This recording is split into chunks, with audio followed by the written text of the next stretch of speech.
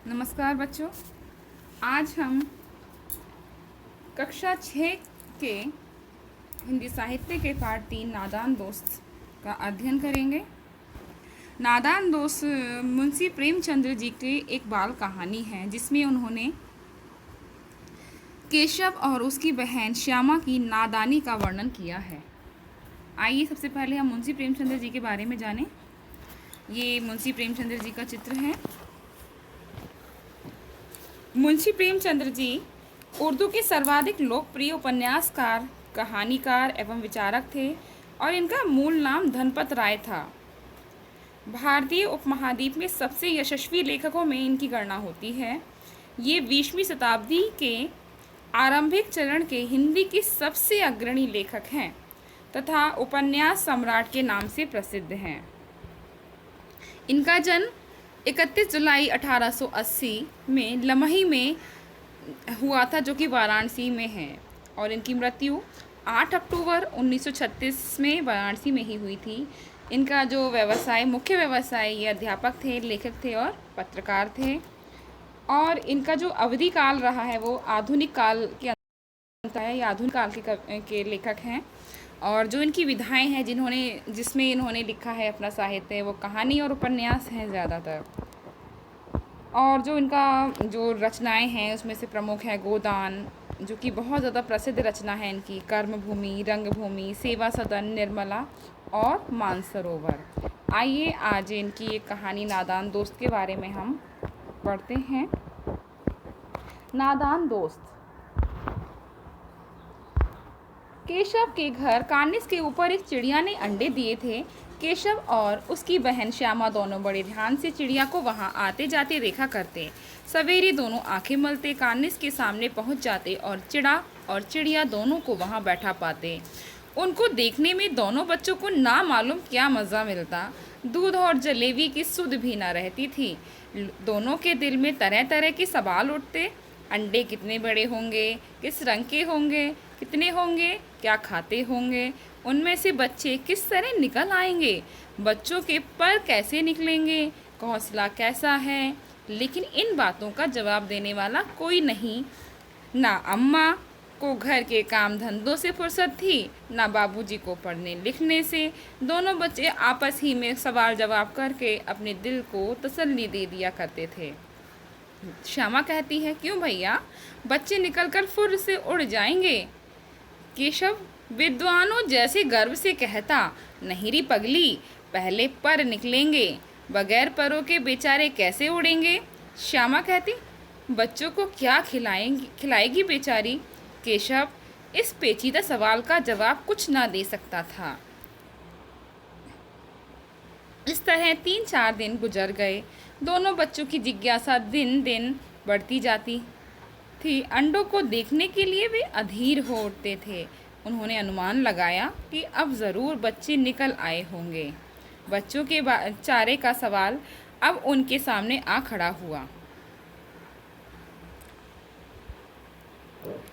चिड़िया बेचारी इतना दाना कहाँ पाएगी कि सारे बच्चों का पेट भरे। गरीब बच्चे भूख के मारे चूं चूं करके मर जाएंगे। इस मुसीबत का अंदाज़ा करके दोनों घबरा उठे। दोनों ने फैसला किया कि कार्निस पर थोड़ा सा दाना रख दिया जाए। श्यामा खुश होकर बोली, तब तो चिड़िया को चारे के लिए कहीं उड़कर ना जाना पड़ेगा ना। केशव, नहीं, तब क्यों जाएगी। श्यामा, क्यों भैया, बच्चों को धूप ना लगती होगी। केशव का ध्यान इस तकलीफ की तरफ ना गया था। बोला, जरूर तकलीफ हो रही होगी, बेचारे प्यास के मारे तड़पते होंगे, ऊपर छाया भी तो कहीं नहीं है। आखिर यही फैसला हुआ कि घोंसले के ऊपर कपड़े की छत बना देनी चाहिए। पानी की प्याली और थोड़े से चावल रख देने का प्रस्ताव भी स्वीकृत हो गया। दोनों बच्चे बड़े चाव से काम करने लगे। श्यामा माँ की आंख बचाकर मटके से चावल निकाल लाई। केशव ने पत्थर की प्याली का तेल चुपके से जमीन पर गिरा दिया और उसे खूब साफ करके उसमें पानी भरा। अब चांदनी मतलब ऊपर छाया के लिए कपड़ा कहाँ से आए। फिर ऊपर बगैर छड़ियों के कपड़ा ठहरेगा कैसे, और छड़ियाँ खड़ी होंगी कैसे। केशव बड़ी देर तक इस उधेड़-बुन में रहा। उधेड़-बुन मतलब इसी में विचार करता रहा कि वो कैसे इसको छाया में रखे। आखिरकार उसने ये मुश्किल भी हल कर दी। श्यामा से बोला, जाकर कूड़ा फेंकने वाली टोकरी उठा लाओ। अम्मा जी को मत दिखाना। श्यामा, वह तो बीच से कटी हुई है, उसमें से धूप ना जाएगी। केशव ने झुंझलाकर कहा, तू कटोरी तो ला, मैं उसका सुराख बंद करने की कोई हिकमत निकालूंगा। हिकमत मतलब कोई उपाय निकालूंगा। श्यामा दौड़कर टोकरी उठा लाई। केशव ने उसके सुराख में थोड़ा सा कागज ठूंस दिया और तब टोकरी को एक टहनी से टिका कर बोला, देख ऐसे ही घोंसले पर इसकी आड़ कर दूंगा, तब कैसे धूप जाएगी। श्यामा ने दिल में सोचा, भैया कितने चालाक हैं। अब इसका हम दूसरा भाग पढ़ते हैं। गर्मी के दिन थे, बाबूजी दफ्तर गए हुए थे। अम्मा दोनों बच्चों को कमरे में सुलाकर खुद सो गई थीं, लेकिन बच्चों की आंखों में आज नींद कहाँ। अम्मा जी को बहलाने के लिए दोनों दम रोके, आंखें बंद किए, मौके का इंतज़ार कर रहे थे। हाँ बच्चों, आप लोग भी कभी कभी ऐसा ही करते हो ना, हाँ, कि आपको सोने के लिए कहा जाता है और आप दिखावा करते हो कि नहीं हम तो सो रहे हैं, है ना। तो ऐसे ही यहाँ बच्चे कर रहे हैं। जो ही मालूम हुआ कि अम्मा जी अच्छी तरह सो गई हैं, दोनों चुपके से उठे और बहुत धीरे से दरवाजे की सिटकनी मतलब कुंडी खोलकर बाहर निकल आए। अंडों की हिफाजत की तैयारियां होने लगी। हिफाजत मतलब उनकी रख रखाव की देख रेख की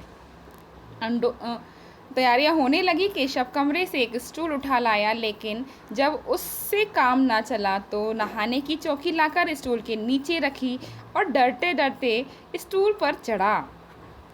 श्यामा दोनों हाथों से स्टूल पकड़े हुए थी। स्टूल चारों टांगे बराबर न होने के कारण जिस तरफ ज़्यादा दबाव पाता था जरा सा हिल जाता। मतलब जो स्टूल था उसकी जो टांगे थी वो इक्वल नहीं थी, बराबर नहीं थी, और इस वजह से वो जिधर ज़्यादा दबाव होता था वो टेढ़ा हो जाता था। उस वक्त केशव को कितनी तकलीफ़ उठानी पड़ती थी ये उसी का दिल जानता था।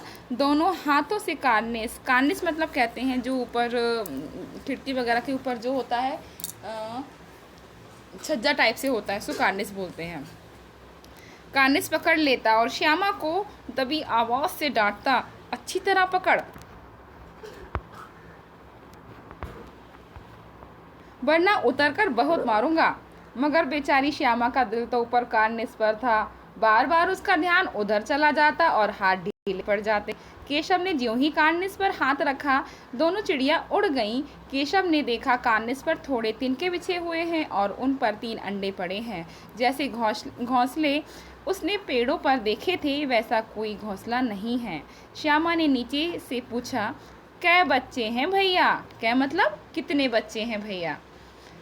केशव ने बोला, 3 अंडे हैं, अभी बच्चे नहीं निकले। श्यामा बोलती है, ज़रा हमें दिखा दो भैया कितने बड़े हैं। केशव ने कहा, दिखा दूंगा, पहले ज़रा चिचड़े ले आ।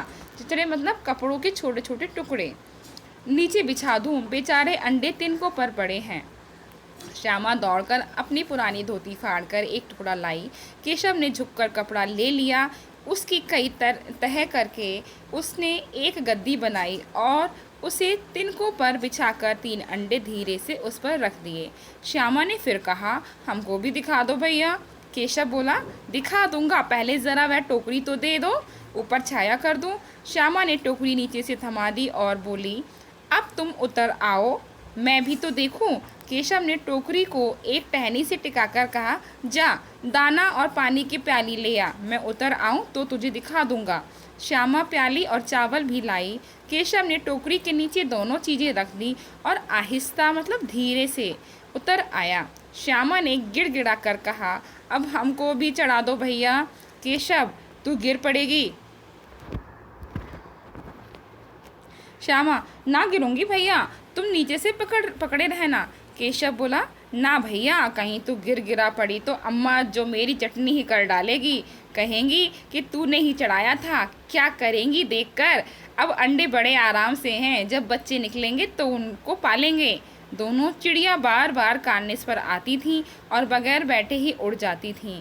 केशव ने सोचा, हम लोगों के डर से नहीं बैठती, स्टूल उठाकर कमरे में रखाया, चौकी जहाँ की थी वहाँ रख दी। देखिए बच्चों, यहाँ पर हमें एक चीज़ सीखने को मिलती है कि उन बच्चों ने जो चीज़ जहाँ से ली थी वो चीज़ वहीं पर रखी। इसीलिए हमें जो भी हम कार्य करें तो हमें अपनी चीज़ें यथा जगह पर जो भी जहाँ पर रखी जाए वो वहीं पर रखनी चाहिए।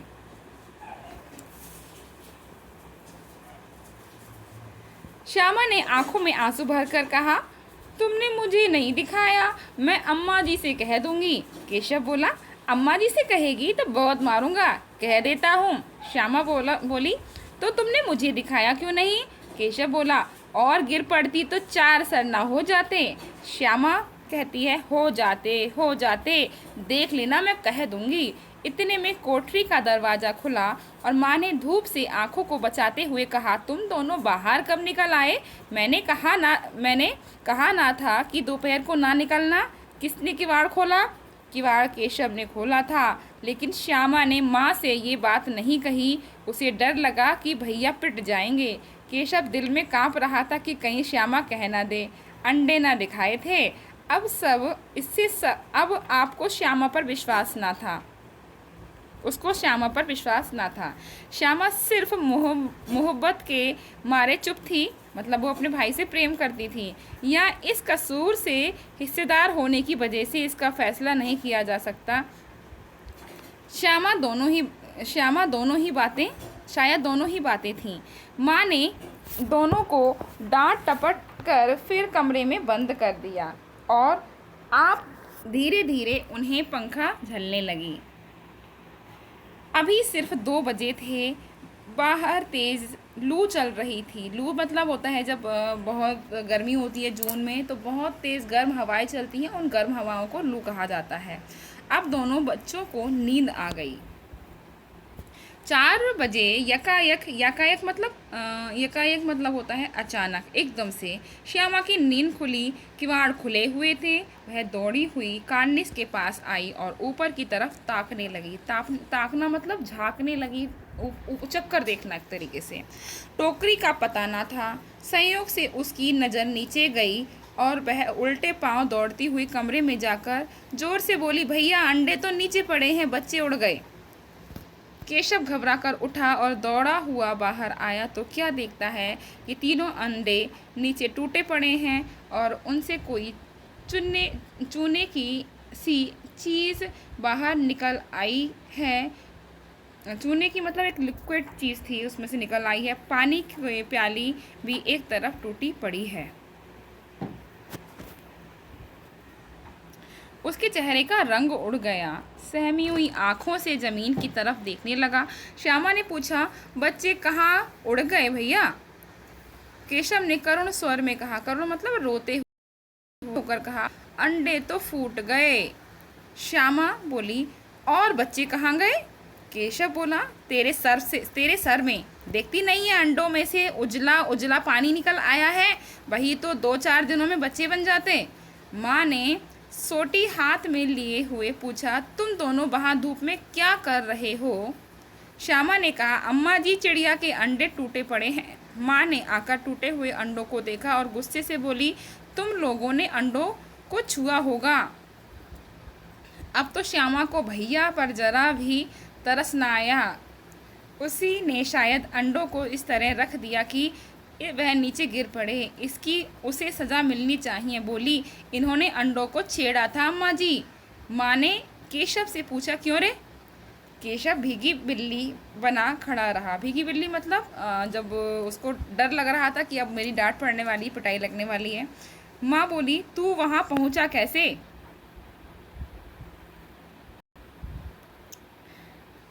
श्यामा कहती है, चौकी पर स्टूल रखकर चढ़े अम्मा जी। केशव बोलता है, तू स्टूल थामे नहीं खड़ी थी? श्यामा बोली, तुम्ही ने तो कहा था।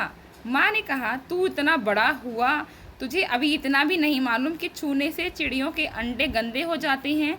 चिड़िया फिर उन्हें नहीं सेती। सेना मतलब जब चिड़िया अंडे देती है तो उस पर बैठकर वो अपनी गर्मी पहुंचाती है, और उस गर्मी पहुंचाने की जो क्रिया होती है उसको सेना बोलते हैं, सेती। तो वो जब सेती है अपने अंडों को, तब धीरे धीरे उसके जो बच्चे चूज़े होते हैं वो अंडे के अंदर उसके सेने के कारण ही उसमें धीरे धीरे बड़े होते हैं, और तब एक समय आता है वो उसमें से अपने आप निकल आते हैं। लेकिन उन अंडों को कोई छू लेता है तो वह अपने अंडों को सेती नहीं है, और इस तरीके से उसमें से चूज़े बाहर नहीं निकल पाते हैं। श्यामा ने डरते डरते पूछा, तो क्या चिड़िया ने अंडे गिरा दिए हैं अम्मा जी? माँ बोली, और क्या करती, केशव के सिर इसका पाप पड़ेगा। हाय हाय, 3 जाने ले ली दुष्ट ने। केशव रोनी सूरत बनाकर बोला, मैंने तो सिर्फ अंडों को गद्दी पर रख दिया था अम्मा जी। माँ को हंसी आ गई, मगर केशव को कई दिनों तक अपनी गलती पर अफसोस होता रहा। अंडों की हिफाजत करने के जोग में उसने उनका सत्यानाश कर डाला। इसे याद कर वह कभी कभी रो पड़ता था। दोनों चिड़ियाँ वहाँ फिर ना दिखाई दी। तो ये कहानी आपको पसंद आई होगी। और अब क्या सीखने को मिलता है, पहले तो इस कहानी से कि हम जो भी काम करें अपने बड़ों से पूछ कर करें। अगर यहाँ पर जो केशव था वो अपनी माँ को बताता कि मैं ऐसा काम कर रहा हूँ, तो माँ उसको शायद ऐसा ना करने देती, क्योंकि माँ को पता था कि अंडे में बच्चे किस प्रकार से बड़े होते हैं। तो इसीलिए हम अगर जो भी कार्य करें तो हमें अपने माता पिता से, अपने बड़ों से उनको ज़रूर बताना चाहिए, है ना। नहीं तो अब ये कितनी बड़ी गलती की, उसने एक तरीके से हत्या कर दी इन तीनों बच्चों की, है ना। तो इसीलिए हमें इस बात का ध्यान रखना चाहिए कि हम जो भी कार्य करें उनको बड़ों से बताकर करें।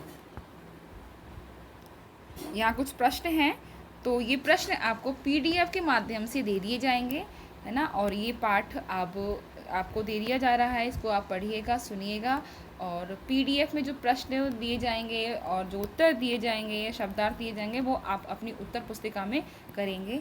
धन्यवाद बच्चों।